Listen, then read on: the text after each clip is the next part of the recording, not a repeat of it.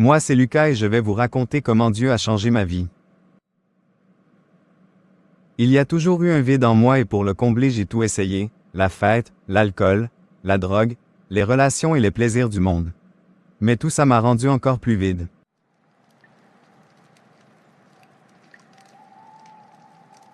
Allez Lucas, détends-toi un peu. Regarde comment tout le monde s'amuse. Tu as raison, je vais essayer de m'amuser. Regarde comment Lucas est beau ce soir, je vais essayer de l'avoir ce soir. Courage ma belle, fonce. Bonsoir Lucas, comment vas-tu? Bonsoir Sarah, je ne suis pas d'humeur ce soir. Si tu n'es pas d'humeur, je sais comment te remonter le moral. Et si on allait chez toi? D'accord, allons-y. Je me sens encore vide, ce n'est pas ce que je cherche.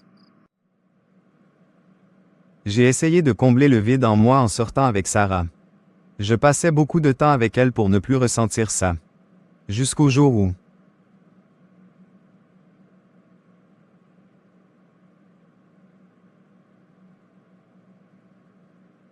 Ce message m'a brisé le cœur, j'ai passé ma nuit à pleurer parce que je pensais que j'avais besoin de Sarah pour combler le vide.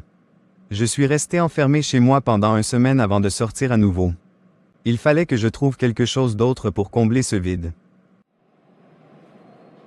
J'attendais le bus quand j'ai vu mon amie Jessica arriver.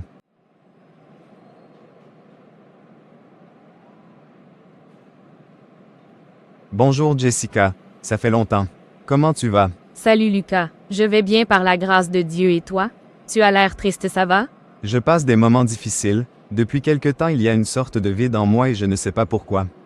C'est-à-dire, explique-moi. Je ne sais pas comment l'expliquer mais j'ai tout essayé pour combler ce vide mais rien ne marche. Je me suis mis en couple avec Sarah en pensant qu'elle pouvait m'aider mais ça n'a pas marché. Je sais plus quoi faire. Je connais ce sentiment et je suis passé par là moi aussi. Quand j'ai ressenti ce vide, j'ai commencé à essayer tous les plaisirs de ce monde pour le combler et trouver une solution. Tu as réussi à trouver? Au début, moi aussi, je me suis mis en couple et j'ai commencé à avoir beaucoup d'amis. Parce que je croyais que ça allait me rendre heureuse. Est-ce que ça a marché? Au début, oui, mais au bout d'un moment, le vide revient et tu te rends compte que ça n'a pas marché. J'ai alors tout laissé tomber, j'ai quitté mon copain et arrêté de sortir tous les soirs. Comment as-tu fait alors pour combler le vide?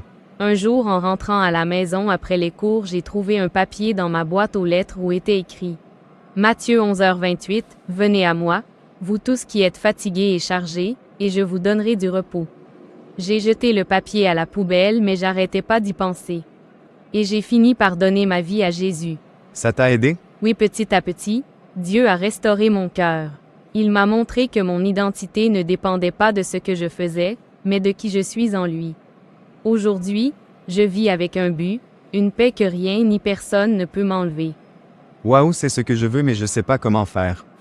Bon, mon bus arrive, je dois partir.